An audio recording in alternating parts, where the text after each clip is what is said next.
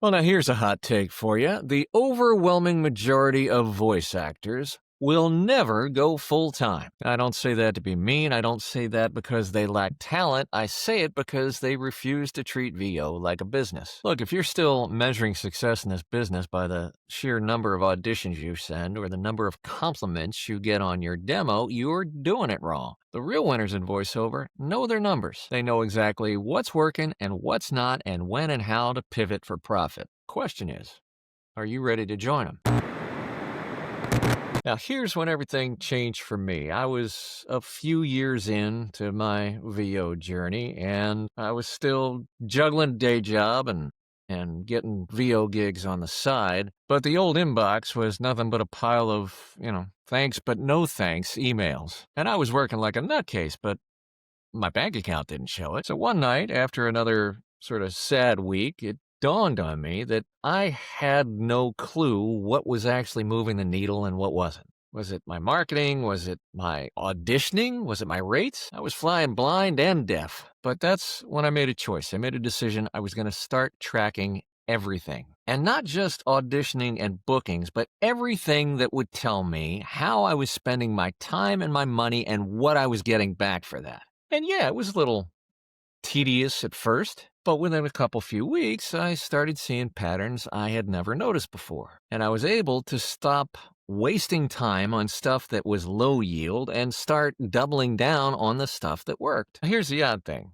I didn't see coming. Not only did my income begin to grow, but it began to become predictable. And that's a big damn deal if you're a freelancer. And that's when I knew I was running a business and not just jacking around anymore. So let's bust a myth right now. Being a good voice actor ain't enough. The industry is flooded with talent, guys, and what separates folks that work constantly from people that don't is an ability to make decisions based on data. If you don't know your numbers, you are leaving your career to chance, and that's not the way to succeed. My good friend Tom Deere says this, and he's absolutely right. You need to begin to think of yourself as the CEO of your own voiceover company. CEOs don't guess, they measure, they analyze, and then they act. They know their KPIs, their key performance indicators inside and out. And if you want to go full-time and earn consistently, then you've got to adapt that CEO mindset. Oh, but Paulie, I'm going to lose my creativity.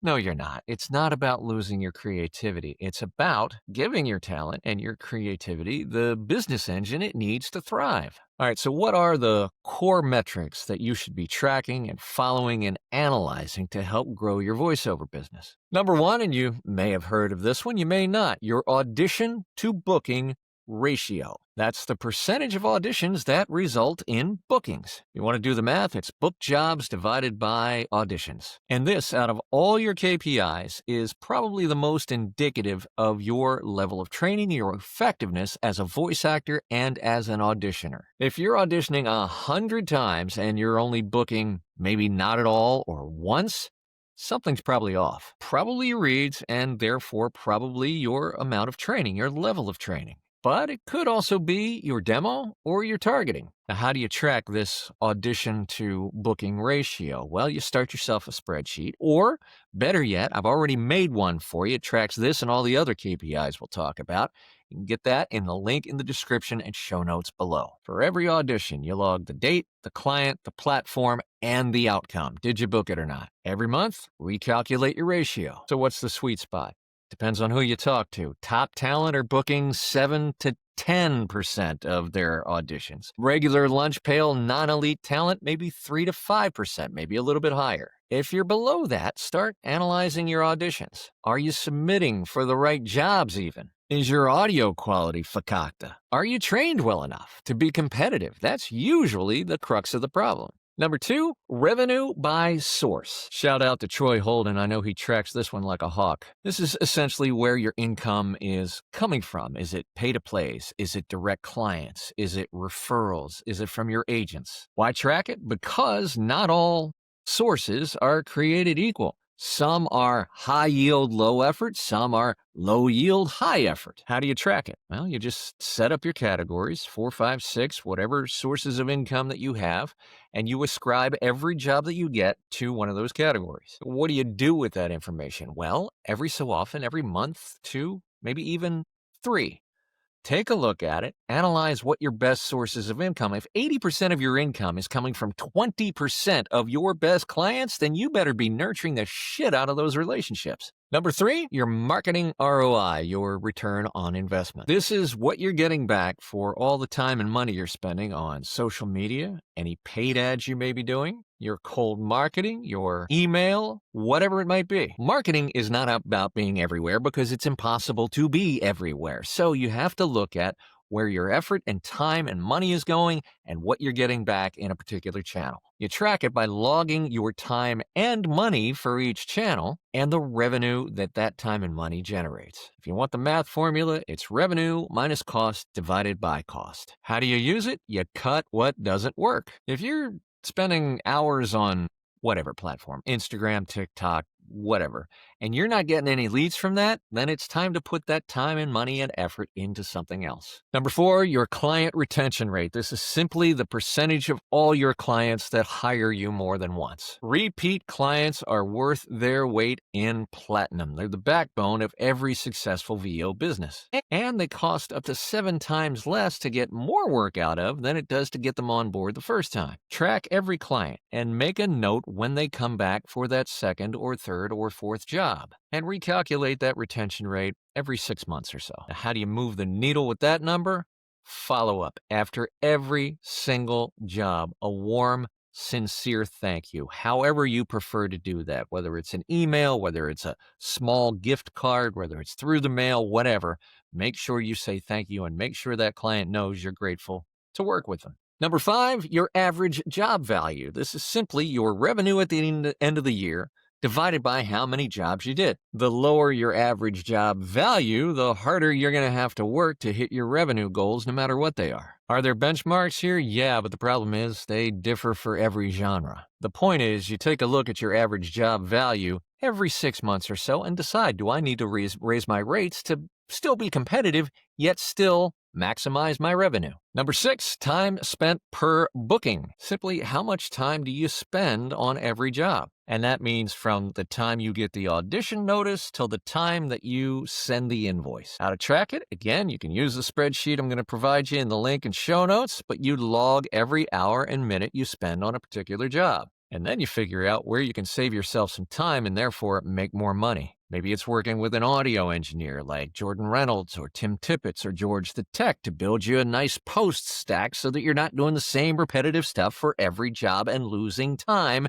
And what they say is true, time is money. And last but certainly not least, your website and social media analytics. Essentially, this is your traffic, engagement, and conversion metrics across your platforms. And that matters because your website and your online presence, whatever platforms you're on, that's your digital storefront. So if you're not attracting and converting clients, then something has gone horribly awry. How to track it? There are plenty of softwares out there to do it for you. The best, most commonly used is Google Analytics. Maybe your website provider has a built-in analytics package, and almost all of them can track your engagement. Most of the social media platforms have analytics built in.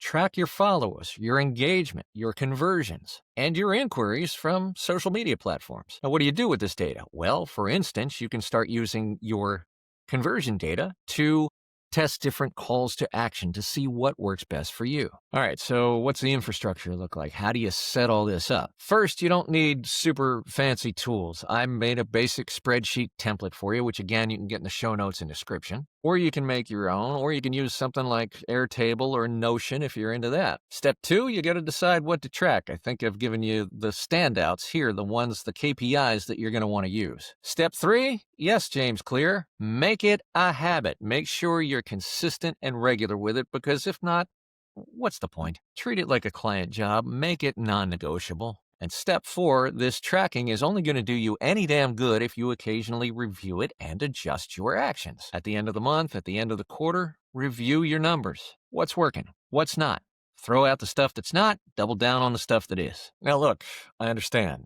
Tracking Numbers. Anytime you're dealing with math, it can feel intimidating as hell. Maybe you're afraid of what the numbers will show you, but you gotta shift that mindset because, my friends, clarity is power. When you know your numbers, you can make decisions with confidence. You stop chasing every shiny object that comes along and you start building a voiceover business that works for you. What to stay away from? First of all, don't track every freaking number. I think I've given you a pretty good roadmap here for the important KPIs to follow. Number 2, do not ignore the data. Numbers and data are only useful if you analyze them and act on them. If something's not working, that's your red flag to change it. And number 3, my God, we talk about this a lot in the VOFMP. Do not compare yourself to anyone else other than you. Your metrics are unique to your voiceover business. Use them to compete with you yesterday, last month, last year, not strangers on the internet.